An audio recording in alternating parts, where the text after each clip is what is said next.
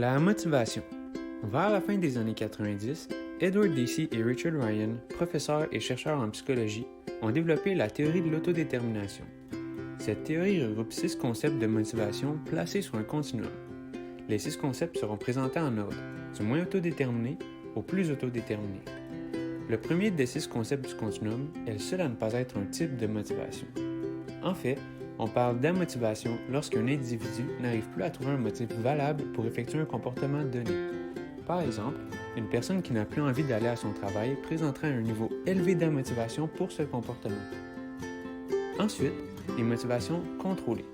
Cette catégorie de motivation regroupe la motivation par régulation externe et par régulation introjectée.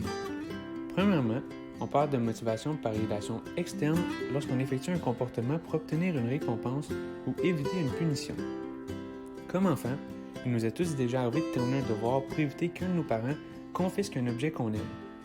Notre motivation était donc peu autodéterminée. Elle dépendait du renforcement attendu. Comme deuxième type de motivation contrôlée, on retrouve la motivation par régulation introjectée. Celle-ci s'observe suite à l'intériorisation des contraintes de l'environnement. Par exemple, nous avons acquis qu'il est nécessaire de se brosser les dents. Étant plus vieux, nous effectuons ce comportement pour réduire l'inconfort que cela créerait chez nous si nous ne le faisions pas. C'est donc différent de la motivation par régulation externe parce qu'ici, il n'est plus nécessaire qu'une source extérieure nous pousse à agir. Enfin, les motivations autonomes. On y retrouve la motivation par régulation identifiée et par régulation intégrée ainsi que la motivation intrinsèque. Comme premier type de motivation autonome, on retrouve la motivation par régulation identifiée. Parfois, on effectue des tâches parce qu'elles nous sont utiles pour atteindre des buts importants. Par exemple, une personne pourrait apprécier faire une activité physique comme la course, car cela lui permet de passer du temps avec une amie. L'action de courir constitue donc un motif pour atteindre un but plus important. Dans ce cas-ci, de passer du temps entre amis. La motivation par régulation intégrée constitue le deuxième type de motivation autonome.